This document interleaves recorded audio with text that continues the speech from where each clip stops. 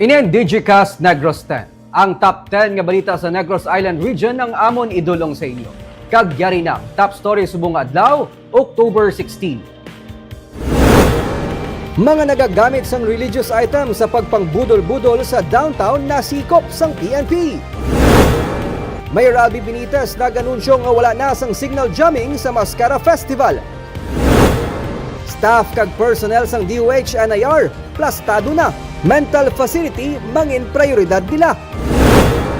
Grupo sa mga kalalakinan nagrambol sa Silay, menor de edad na muno, isa ang patay.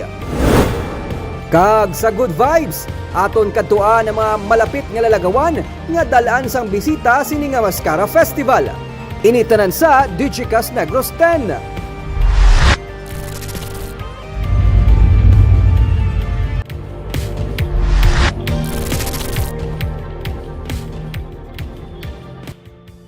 Sa number 10, na amat-amat na balik ang power supply sa Northern Negros kasunod sa malapnagon nga brownout nga nagluntad humalin sang Martes. Nagluntad ang malawig nga power interruption sa banwa sang Ibi Magalona pila ka bahin sang Manapla kag Victoria City humalin las 5:50 sang kaagahon sang kahapon. Suno sa General Manager sang Northern Negros Electric Cooperative Incorporated o NONECO nga si Engineer Wilby Bilbao nga matapos ang mabaskog nga ulan kag sang pagpangilat Lunes ang gabi, ginusisa nila ang Victoria Substation kag wala nakapasar ang isa ka parameter sang transformer kag nahibaluan nga may damage ini. Subong adlaw naglabot na sa 80% ang power restoration sang supply sang kuryente sa Victoria suno kay Bilbao. Ining pinaagi sa load transfer of power halin sa banwa sang Manapla. Sini nga hapon na amat-amat naman balik ang power supply sa mga parte sang Ibi Magalona proper kag ini pinaagi sa bulig sang Negros Power nga nag-connect sang ilang nga linya sa Silay distribution line. Padayon sa gihapon ang ganihimo nga pagkaayo sang NONECO para mabalik sa normal ang power supply sa tatlo ka mga LGU.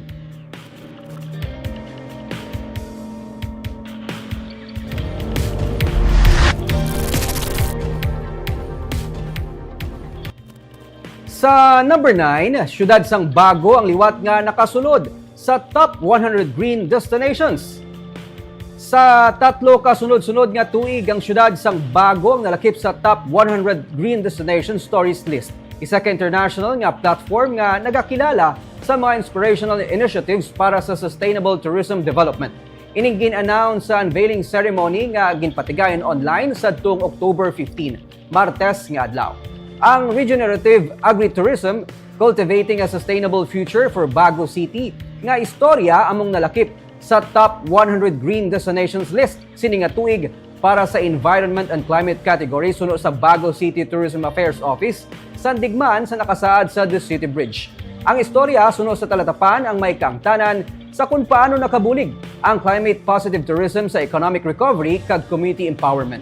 Ginsiling man ni Senior Tourism Operations Officer May Ann Furtos ang paglunsar sang Booming Green Agritourism Program nga tigayon nga nagtransform sa mga mangunguma nga mangin agripreneurs. Nalakip sa sini nga programa ang Booming Green Farm Tours, Booming Green Farmers Weekend Market kag Booming Green Gastronomy Tourism.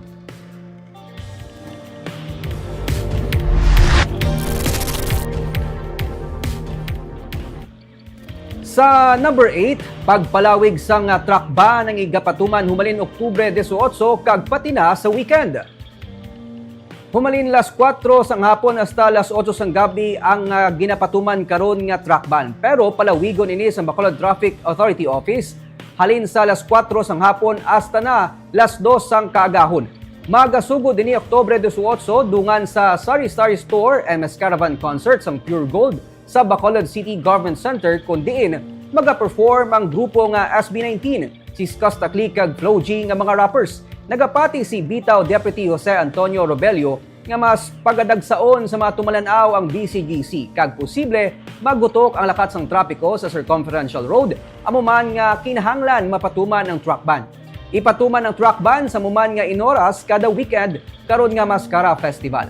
Wala gina-recommend sang Bitaw ang pagpatuman sang road closures malapit sa mga festival sites. Sa Oktubre 20, ginapaabot ang liwat nga pagdugok sa mga tumalanaw sa BCGC para sa Bingo Plus Day, kundi magaperform ang singer nga si Moira Kag magabalik naman si TJ Monterde o ang misis nga si KZ Tandingan, ang aktor nga si Piolo Pascual kag host nga si Maine Mendoza kag ang banda nga Franco.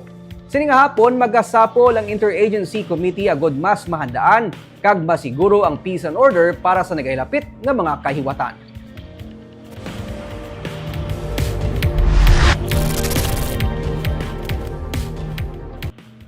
Sa number 7, 150 ka mga empleyado sa San Carlos City nagnegatibo sa paggamit sang illegal nga droga.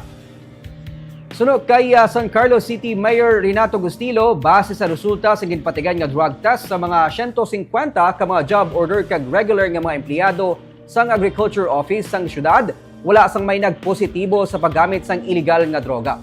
Regular nga ginapatigayon ang drug testing sang San Carlos sa tinutuyo nga malambot ang isa ka drug-free workplace. May 8 man ka mga ride operators para sa Carnival Ride sa Pintaflores Festival nga karon nga ang ginpaidalam sa drug testing. Sunog kay Gustilo, ini sila ang nagnegatibo man sa drug test. Sumugod subong ipatuman sang syudad suno sa alkalde ang drug testing sa mga ride operators sa kada mayara sang carnival sa syudad sa tinutuyo nga mapangapinan man ang publiko. Hindi lang nagsugod ang drug testing. Every time may mga karnaval na kita ikuha, drug test na natin sila.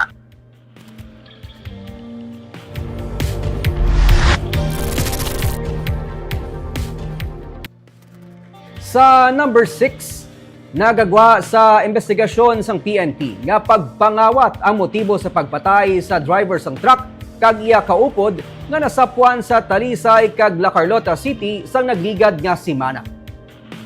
Pagpangawat ang motibo sa pagpatay sa duha ka mga empleyado sang construction company nga nasapwan sa La Carlota City kag Talisay City sang October 3. Sanday arman na si Pocado kag Marjun Bandala nga mga residente sang Sagay City ang separado nga nasapwan nga patay kag may igo sang bala. Suno kay Police Captain Rosini Calbuena o kun Cabuena, ang Deputy Chief of Police sang La Carlota City PNP, may mga persons of interest na sila pero padayon pa nila nga ginatipon ang mga ebidensya para mapasaka ang kaso. Dugang pa ni Cabuena, ginkuha sa mga suspect ang kwarta sa mga biktima kag nagpalagyo sakay sa motorsiklo. Sisipukadong nasapwan sa sulod sa ganemano nga truck sa syudad sang La Carlota, samtang sa syudad naman sang Talisay, nasapwan ang bangkay ni Bandala sa kilid sang dalan.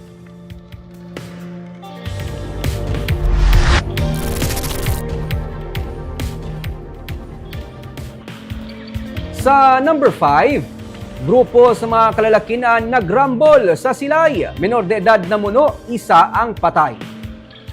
Isang patay, samtang 4 ang pilason sa nagatabo nga rumble sa Santo Rosario, Barangay Gimbalaon sa Silay City sang Domingo sang Kagahon.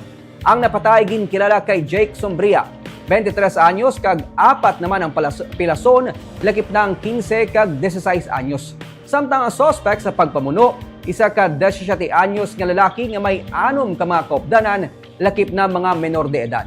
Sunod kay Police Major Rhea Sara Villanueva, ang Deputy Chief of Police ng Silay City PNP, gikan sa baylihan ang duha ka grupo sang inali na lang nagtinapungulay. Dugang pa ni Villanueva, ang 17 anyos ang napagwa sang iyang adalang nga kutsilyo kag hinali nga nalang sini kag pangbuno ang iyang mga nakaaway. Kung sa diin naigo si Sombria sa tiyan samtang napilasan ang iban. Gining agaw pa ospital ang mga biktima apang ini ang gindeklarar nga dead on arrival. Samtang ang 4 ka mga kaupdanan sini ang luwas na sa katalagman. Giliyon man na arestong 6 ka mga suspect kag pasakan sang kaso, samtang magapangatubang ang nagbuno nga menor de edad sang kaso nga homicide kag frustrated homicide.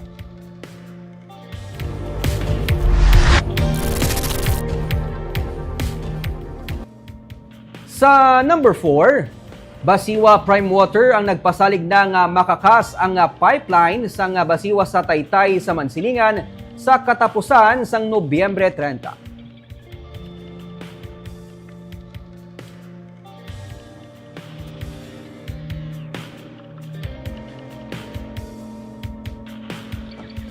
Nagpasalig na ang pamunuan sa Basiwa Prime Water nga ila na tagaan sang aksyon ang pipeline sang tubig nga tinuig naman nga ukon wala makakas sa tunga sang Taytay sa barangay Mansilingan. Ginsiling ni DPWH Assistant District Engineer Leia Hamero nga sang sinila nga si Mana natigayon ang pag-award sang Basiwa Prime Water sang kontrata para sa construction sang kolom sa kilid sang Taytay. Diri natala na isaylo sang water utility ang pipeline nga tinuig na nga nagabalabag sa alagyan kag sa Nobyembre 30 ginapaabot matapos ang construction sang proyekto kag ang pagkakas sang nagasablag nga tubo. Ginalauman sa DPWH nga mas maghilway na agyan ang Taytay kung makuha ng tubo kag mapaiway ang peligro.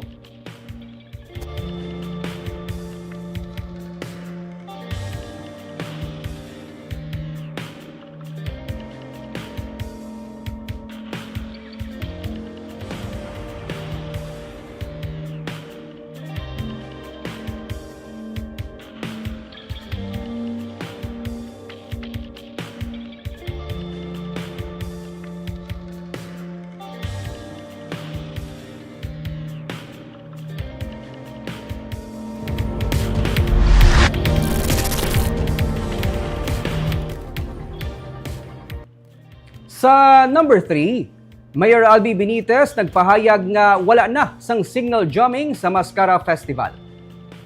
Apektado ang negosyo kag pati na ang transaction kung may signal jamming. Ganigin pahayag ni Mayor Albi Benitez nga hindi na ini kinahanglan nga ipatuman karon nga Mascara Festival. Masami ginapatuman ang signal jamming sa mga festival sites kung magbisita ang presidente. Ginkumpirmar na sang alkalde nga hindi makatambong sa tuigan nga selebrasyon sanday Presidente Ferdinand Bongbong Marcos Jr. kag First Lady Liza Marcos. Pero ang ila anak nga si Ilocos 1st District Congressman Sandro Marcos ang magabisita para sa Mascara Festival. Nagpasaligman ang pumunuan sa Bacolod Youth Foundation nga wala sang iga kabalakang publiko samtang ginahiwat ang tuigan nga selebrasyon. Ang Bacolod City Police Office upod sa iban pang enforcement agency ang nagtala na asang masobra 1,800 ka mga security forces agud mapabaskog ang kampanya sa Peace and Order karon nga bulan sang Oktubre. Magluwas sa pagpatuman sang citywide gun ban tubtob October 27, ginadubilian man ang pagdala sa mga patalom, bottled soft drinks ug alcohol drinks kag bisan backpacks sa mga festival sites. I-reiterate ko lang, ang mention man ni Mayor last time na it is not necessary for us to have a signal jam because it might affect the economic activity naton during the Mascara Festival. So, as of the moment, gina-inform naman ng public na don't worry about it because wala kita may gina-anticipate na signal jam. Not unless, of course, may mga upcoming kita nga mga announcements coming from higher offices that we really need to have. Imperative for us to have the signal jam. So,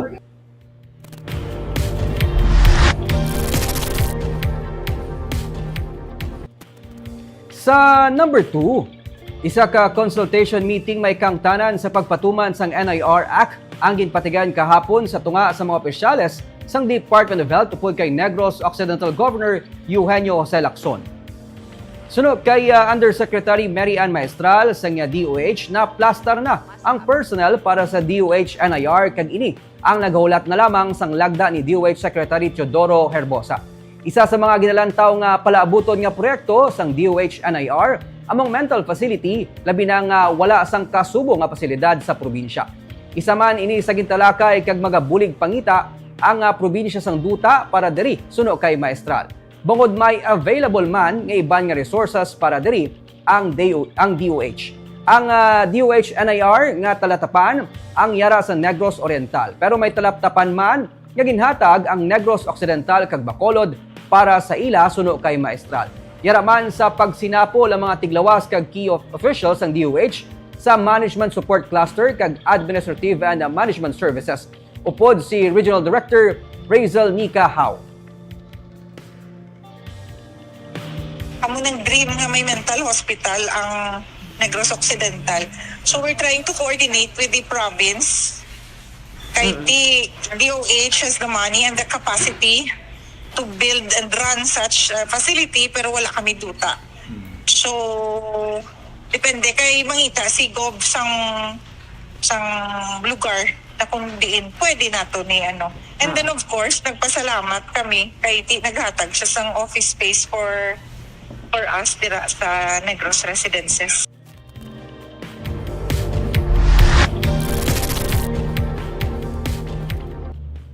Kag sa numero 1 sa mga balita sa Negros Island Region.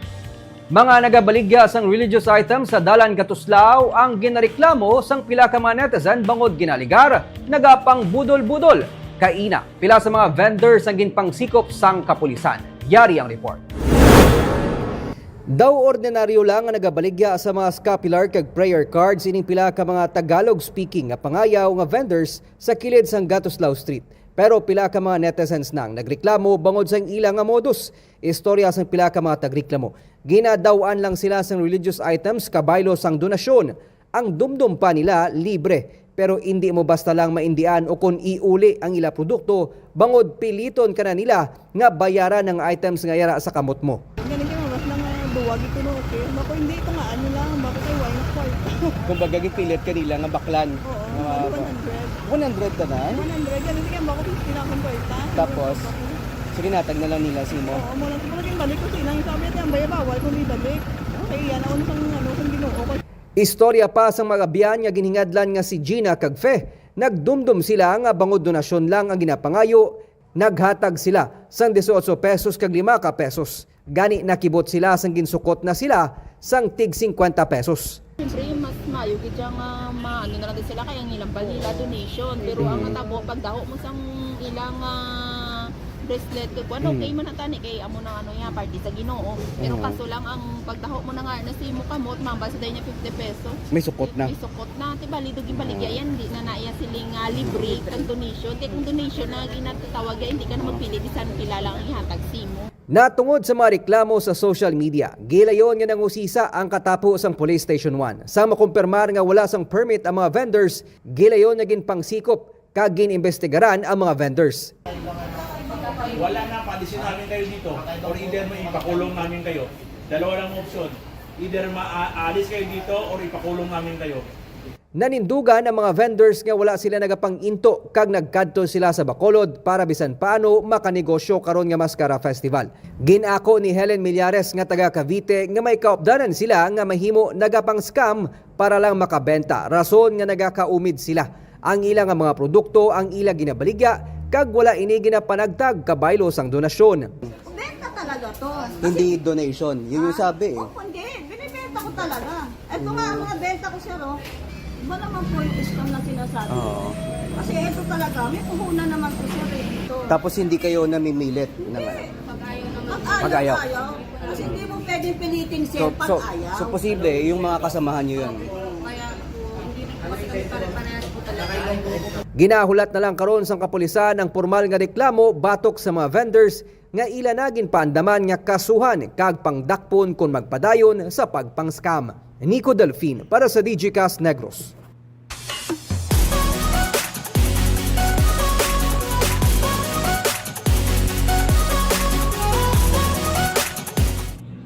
Kag sa Good Vibes, may mga bisita kabala sini nga Mascara Festival. Luyag mo sila dalon sa kilalang landmark sa Negros. Mabugnaw nga lugar, kabukiran kag may dala nga adventure. May isa ka barangay malapit lang sa Bacolod nga may amo sini nga mga resort. Aton initultulon sa report ni Romeo Subaldo. May bisita kasi ni nga Mascara. Gusto mo mag-side trip kag dalon sila sa iban nga lugar nga pwede lang maka-relax, makapabugnaw, maka-enjoy sa views ng kabukiran kag makapapicture sa sikat nga mga landmark. Initanan, present kung magpakabatangan ka sa Talisay City. Mga 30 to 45 minutes lang nga drive, malabot ang tuluparay lang ang mga lalagawan sa kabatangan sa Talisay. Pwede ka makaagi via Barangay Granada, diretso ka pa Barangay Alangilan pakadto sa Kompestuhan. May gamay nga dalan pa left, antes lang gid sa Kompestuhan. Mga 10 meters nga rough road, pero sementado na dayon. Una malabot ang Kampo Hiyang-Hiyang. Isa ini ka mountain resort kag camping ground. Matugnaw ang weather. Literally, yara ka sa tiilan sang bukid. May for the day nga cottages kag may pang overnight. May swimming pool nga common area sa tanan. Kag may pool and bar nga ginatawag nga wayang nga pwede ma-rent for exclusive use. Pwede ka man diri mag-chill kun gabi.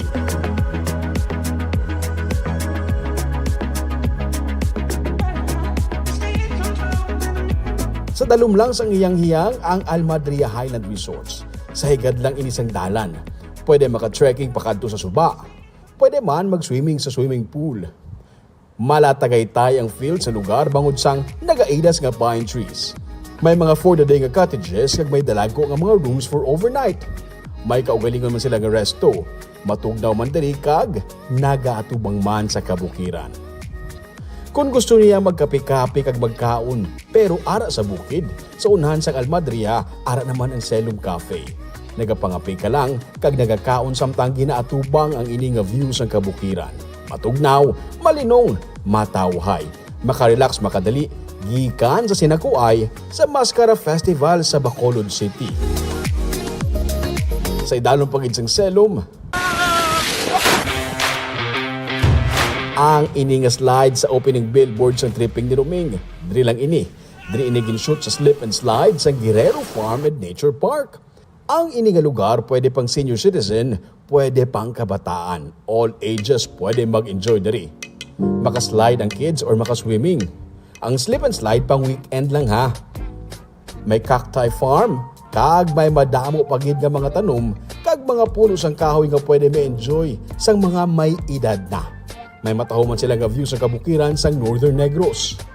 Kag balik kita sa pinakababaw, ang popular na Kompestuhan Highland Resort. Ginadagsa sang tawo ang resort kag subong bagid nga may higante nga manok nga nagtuhaw diri. Diri naman makapapicture ang imo nga mga bisita sa mga sikat nga landmarks, including na ang Guinness Book of Records nga pinakadako nga building nga manok ang shape nga ari diri.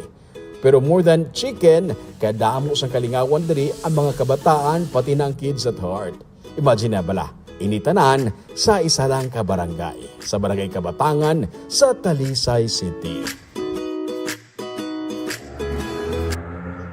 Kagantes kita magtakop, shoutout kita nay sa aton mga live viewers sa Facebook kay Ma'am Jubea Natavio sang Baguio, kay Sir Rhea Tinosan, Lourdes Pico, John Rubin, subong man kay Echo Bravo, Gloria Bantigue, kay Sir Jonathan Tere, kag si Rolando Villanueva, watching from Laguna. Of course, sa aton nga viewers sa Facebook kay Sir Randy Lagsa. Kag amuyad tong top stories of the day, tubtubas, ako si Nico Dalfin.